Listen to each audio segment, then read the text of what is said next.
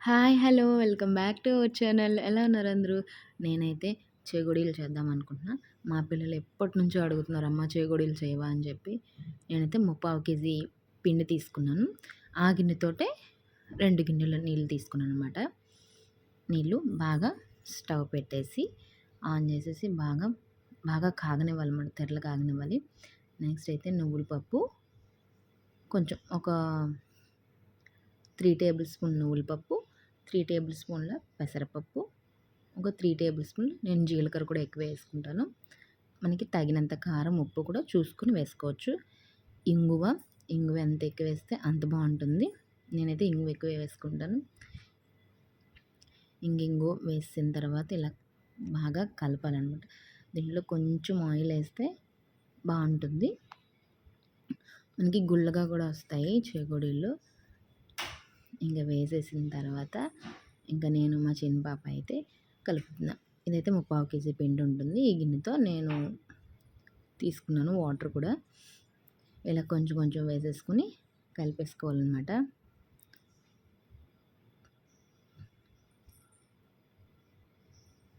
ఇది బాగా ఉండలు లేకుండా కలిపేసుకుని, మా పిల్లలకైతే చాలా ఇష్టము చెగోడీలు. ఎప్పుడు మా అత్తయ్య గారు చేస్తారు చెగోడీలు అయితే. ఇది బాగా కలుపుకోవాలన్నమాట.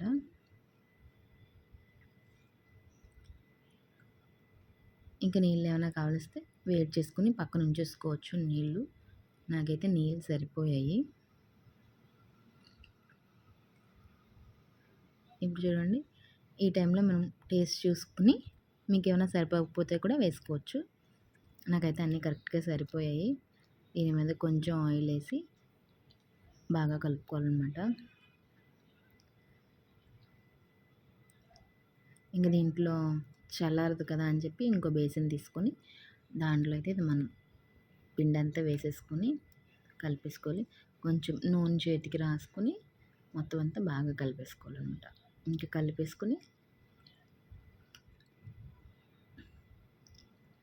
ఉండలు చేసుకోవాలి. బాగా కలిపి ఉండలు చేస్తే మనకి చేగోడీలు కూడా చాలా బాగా వస్తాయి అన్నమాట. నేనైతే ఇలా ఉండలు చేసేసాను అనమాట అన్నీ. ఈ ముద్ద అంటే మా పిల్లలకైతే చాలా ఇష్టం. అది పచ్చిదది కూడా తింటారు. నెక్స్ట్ అయితే అన్ని ఉండలు చేసేసి ఇంకా లాస్ట్ కూడా కలిపేసాను అనమాట మొత్తం.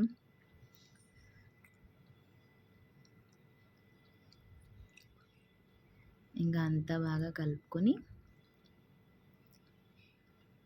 మరొకసారి అన్ని ఉండలు ఒక్కొక్క ఉండగా కలిపేసుకుని మనకు కొంచెం నూనె రాసేసి ఆరిపోకుండా ఉంటుంది.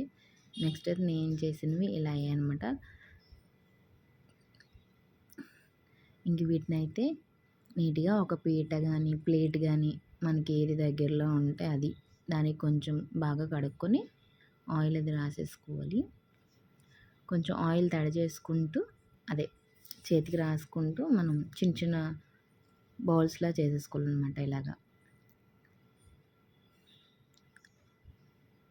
నేనైతే ఎప్పుడూ చేయను. మా అత్తయ్య గారు వస్తే ఇద్దరం కలిపి చేస్తాము. కానీ ఈసారి మా పిల్లలు అడుగుతున్నారని చెప్పి చేశాను. ఇలా చిన్న చిన్నవి చేసుకున్నాక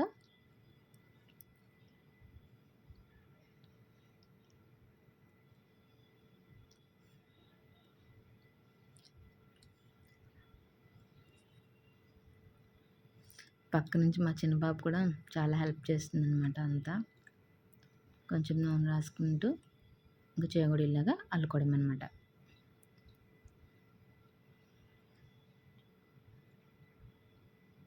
ఇలా అన్నీ చేసేసుకున్నాక అప్పుడే మా పాప సూపర్ అంటోంది. ఇంకా వేయించిన కూడా లేదు,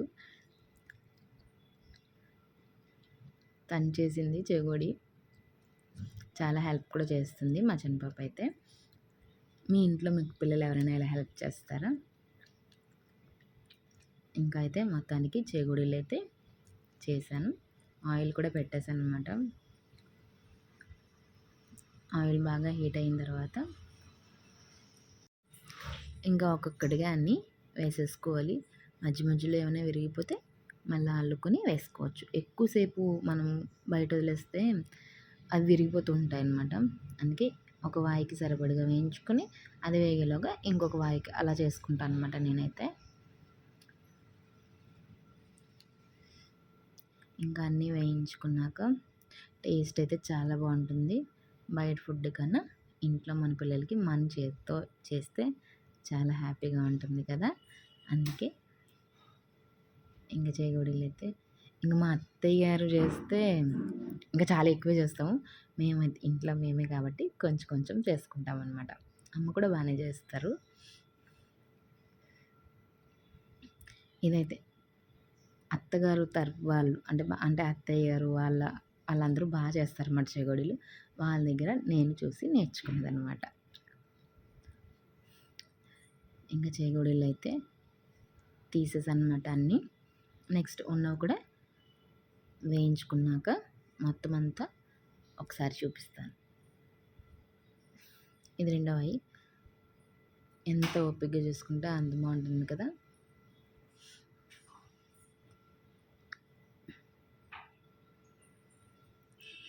ఈ చేగోడీలు అయితే కాఫీలో చేగోడీలు వేసుకొని తింటారు మా వాళ్ళైతే.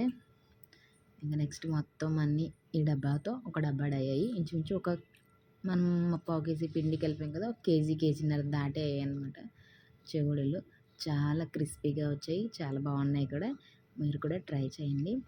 ఇంకోటి ఏంటంటే ఇవి మెత్తగా అంటే ముందు కొంచెం ఎక్కువ వేగకుండా తీసేసాను, మెత్తడి చెగోడీలు అంటారు. ఇవి కూడా తింటారు. ఈ వీడియో మీకు ఎలా అనిపించిందో కామెంట్ చేయండి. Thank you for watching.